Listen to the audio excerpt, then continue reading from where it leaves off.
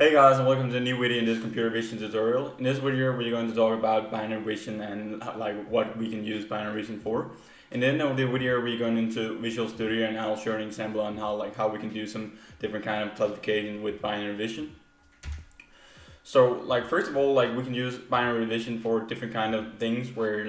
most of it is we have some kind of threshold value, and then that will be our threshold value, and if some pixel values are over that threshold, it will be a 1, or if it's under, it will be a 0. So we are thresholding our image, so we're only dealing with binary images, which is either 1 or 0.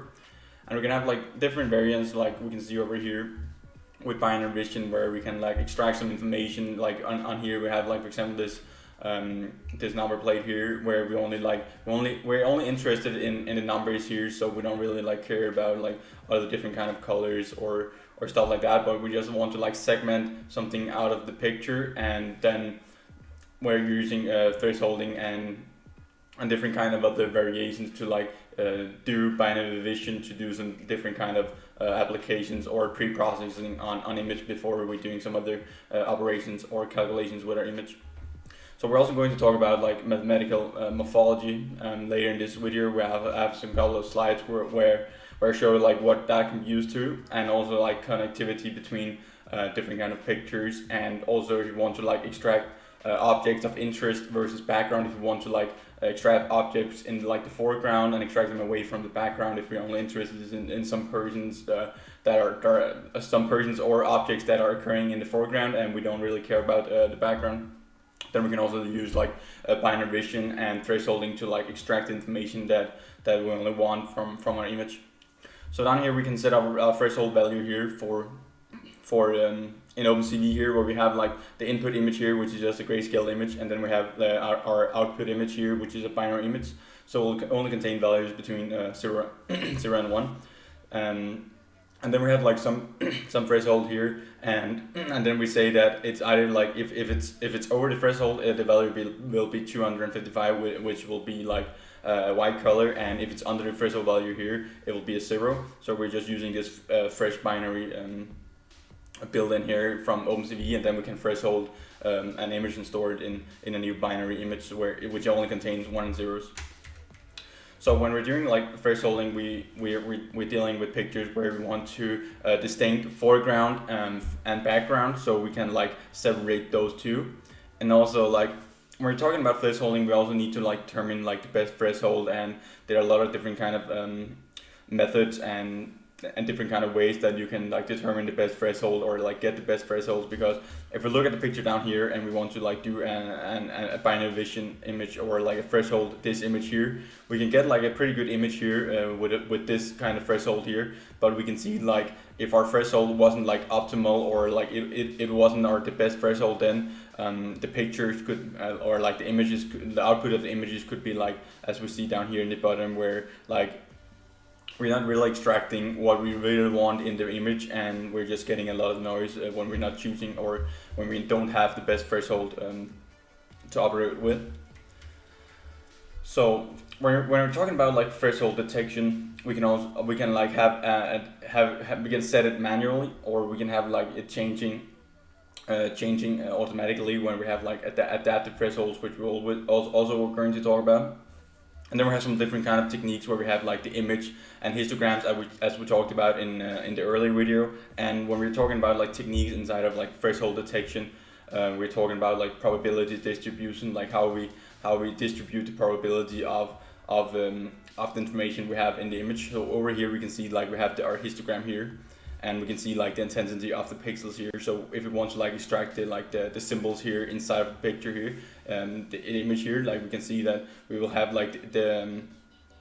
some of the numbers down here, and then we can extract that information with thresholding, and then we can get the information we want from the image. So to get the optimal threshold, as we just talked about, we're talking about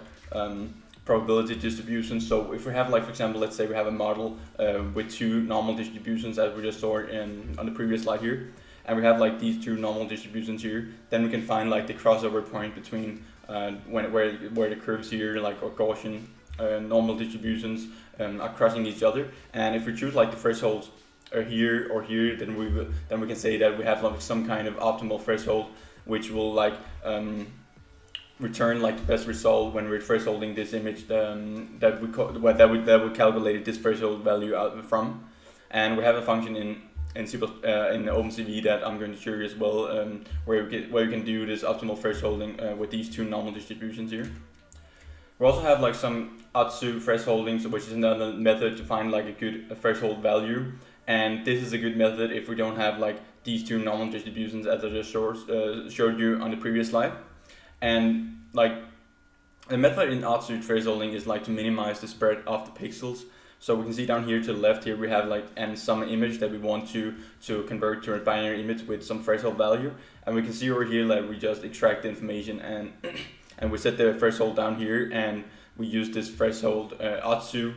method down here to get like some optimal threshold value, and we can see that we extract the information from the image very good over here, and now we have like a binary image that we can do some operations on.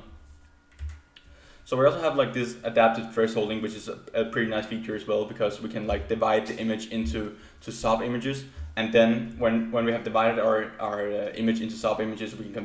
compute individual thresholds for each of those sub images that we have divided our original image into,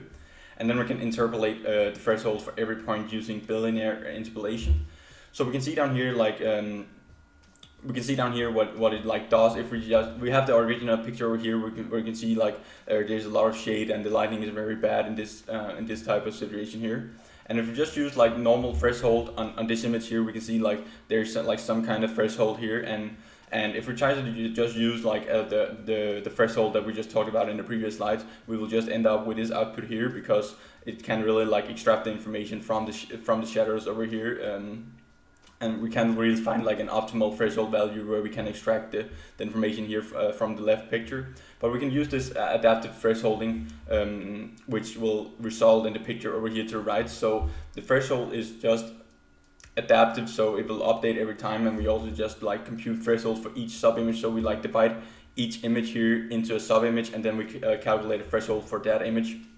which means that we can extract information over here to the right, which we can't do with just original thresholding. So to do adaptive thresholding in OpenCV, we use this function down here, where we just have like the adaptive threshold function, and then we just give it the pictures that we want to do the operations on, and some different kind of other features that we want to give to our adaptive threshold function. And we can see then up here that when we're using like adaptive thresholding, it can be good in some different kind of situations, but like for some images we can see down like over here to the right that the output image is not really that good when we're using adaptive thresholding, because it will just like erase a lot of information that we want. Right, for example here, it just like we can't really like see anymore what objects are in the picture, where over here we just had like the original threshold value. So for some images it's good to like use the original thresholding, and for some other images where we have like, for example, like often it's when we have like shadows and stuff like that, where we need this adaptive thresholding, so we will get like a nice clear picture of what we want to. So like this is how to do it in OpenCV, and we just like need to know like in what different kind of situation we need to use like adaptive thresholding and or the original thresholding, and we can also like try both and see what gives the best result. So we can also do like this band thresholding, where we only like just take like the edges. Like it could be used for edge detection, where we can see down here that we used two thresholds. So we threshold the image 2 times, where the second time we do it like inverse. So we will get like the original threshold, and then we invert it, so we get like the inverse of these 2 thresholds, and then we can use this bitwise AND here on both the binary images, and then it will like AND all the pixels together, and then we can like extract the edges here from the picture. So we can also do like band thresholding or edge detection with some threshold values and a threshold function in OpenCV. So we're also going to talk about this mathematical morphology, which is based on algebra of nonlinear operators operating on object shapes. So it's pretty good when we're not dealing like with linear different kind of operators and stuff like that, because it performs many tasks better and more quickly than just the standard approaches we just talked about earlier in this video, because it separates part of of image analysis, and we use them for like pre-processing images or object structure enhancement, segmentation, description of objects, and other stuff like that, which is like a pretty cool feature. And also like mathematical morphology just performs the task much better and more quickly than just using thresholding on images. And we can see an example here, like we can have like in mathematical morphology we can have dilation and erosion, where we can see over here to the right that our lines here to the right they just get more clear and they get like thicker. So if we want to like do some different kind of information on like especially like these lines or something like that, like we can use dilation on the image. Or if we want to like get some other information or like short like make the lines more thin, or like the circles here, like we want to more focus on the circles here if there's no connections like in between the circles and stuff like that, we can use erosion here. And another example here is when like one of the most important features here in mathematical morphology is when we want to like extract some like objects or persons and do some like object detection in an image, where you can use this closing and opening, where we just have like some picture here where we want to extract these person here, two persons here from the background, because they're the interesting thing that we want to like extract from the image here. So we don't really like care about the backgrounds here with the doors and with the floor and stuff like that. So here we can see if we're just using like the original binary image, we still get some noise here in the image, and it's not really that clear that like it's a person in the image. So there's a bit of more noise in this image here compared to if we, for example, like use closing on the binary image here, and we can see like we extract more of like the segments or like the objects in our image, and we don't get that much noise. We still have like some noise over here where we haven't extracted this wall here from the image. So it's still not like perfect, but when we're doing like opening in mathematical morphology, which is like the last operation here on our image, we can see that we have segmented our most important things or our objects from the image. So we can see down here like we get like the edges or like the ridges of the persons in the picture here, and we extracted them totally from the background. So it can be very useful, this mathematical morphology, and it's more accurate and faster than just the normal approaches here with the original binary image and thresholding, or even like adaptive thresholding. So if you want to do this mathematical morphology in OpenCV, there's some different kind of functions here that are, I don't really want to go like in depth with them, but there's just built-in function here where you just call like this dilate function here, or erode function for erosion, and it takes some different kind of parameters here, and some like scalar and some structuring elements and stuff like that. And then down here we can like have this morphology extraction down here, as we saw in the last images here, with opening and closing on images to like extract the objects or persons from the background in the image. So we can also like talk about connectivity, where we try to connect different kind of things in our image. Like for example, we search an image row by row, and then we label each non-zero pixel, like here in the image down here, and then we assign the new label if the previous pixels are background. So this is like how to we connect the different kind of features in an image. And then if the previous pixels are not background, then we just pick any label from the previous pixels and note the equivalence if any of the other pixels have a different label. And then in the end we just relabel equivalent labels, so we can connect different kind of pixels here in an image and do some segmentation and stuff like that inside of an image as well. So if we want to use this in OpenCV, where we're extracting regions from our images, like for example here on the left we have some different kind of letters in our image, and then we want to extract the regions on our image in OpenCV, it could be different kind of things. Then we first have this vector of our points here in the image, which will just be our contours. And then we have some hierarchy where we have some hierarchy built up for extracting our regions in the image. And then we use this built-in function here, find contours in OpenCV, which I'm going to show you an iconic example on in Visual Studio. So when we're done extracting the regions in OpenCV, we can then label them and give them those colors here. So we label them and extract the contours in the image with these colors here. Then we just have a for loop that just runs through all like the contours in that we have found in the image, and then we just like draw the contours on the image with some random colors here. So we're now jumping into Visual Studio here, and I'm going to show you the example of how we can like extract contours from an image and then label them and draw colors on them. So first of all, we're just going to include the OpenCV library up here, and we're using the namespaces here. And we have three images that I'm going to show you some different kind of examples on, like for finding contours and different like difficulties, like and to show you like how the function works here in OpenCV. And then first of all, we just read in the image that we want to do some operations on and find the contours on. And then we have this vector of the points here, vector of the points of the contours. Like this vector will contain the contours that we find in the image. And then we have this hierarchy here that we set up for our contours as well. And then we first of all, we just convert our image to a grayscale image, so we do the operations on the grayscale image when we're doing our binary thresholding. So then we're using the threshold function here that I showed you on a couple of slides in the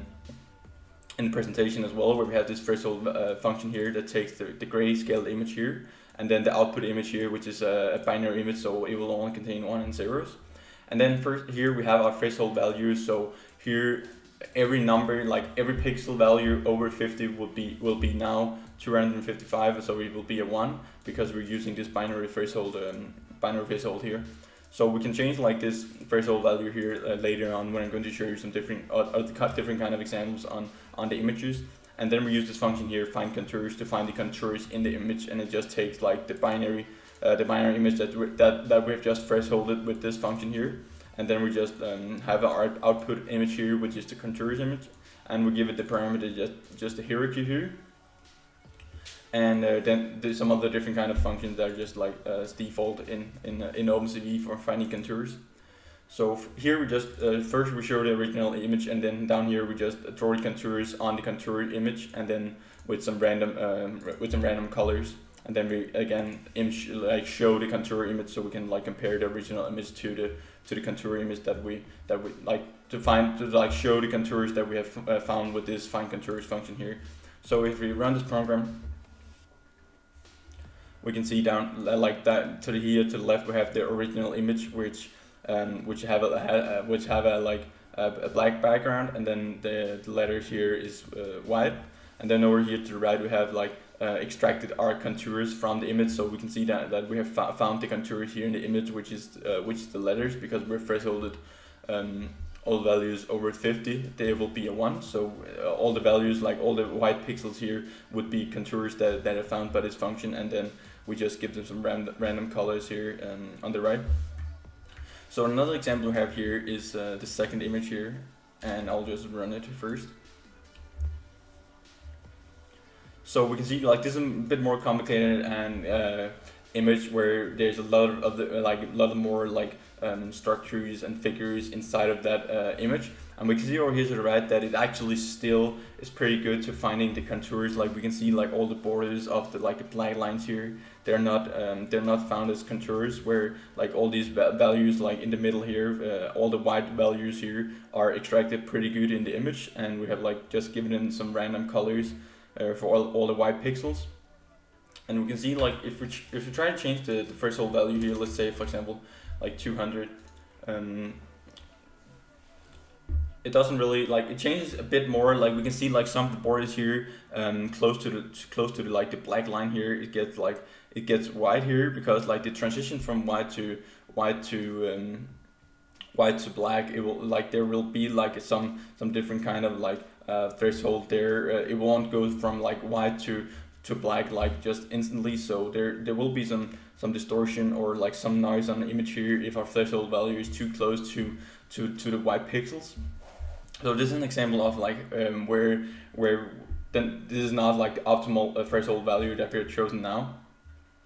and we can see that we get some more distortion in our image. And the last example here we have is the last image here, like the first image, where if we're just going to use this 200 threshold again here, we can see that it doesn't find any contours in the image, because the values for the text here in the image is is not above 200, so everything will like it won't find any contours, because like our binary image will just be totally black right now because it hasn't found any contours, because there's no values over 200, so it will just be zeros. Like a whole image will just be zeros. So if you change this back here to 50, to 50, so all the values over 50 will now be a 1, and then it will find contours on those pixels. So if you run this again here, we can see that it actually like finds the contours in the image now, and it actually does it like pretty good. Like it finds like pretty much all the letters here, and then it just give them some random different kind of colors. Like this is a pretty complicated and like very difficult image to like do some segmentation on, or like finding contours. So it's a pretty good result here to write that we're finding like the contours with this thresholding values, and just the built-in functions in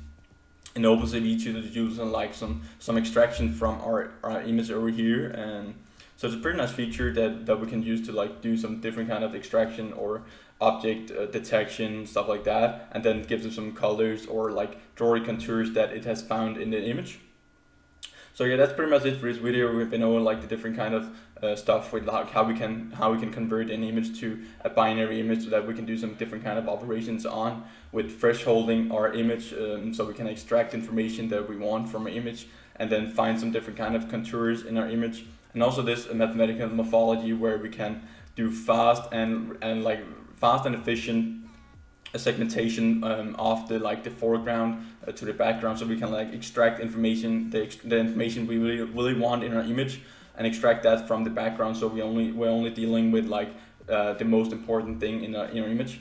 So thank you guys for watching this video, and remember to hit the subscribe button and bell notification under the video, and also like this video to show the user algorithm that you like this content and you want more of in the future. I'm also doing this algorithm data structure tutorial in C++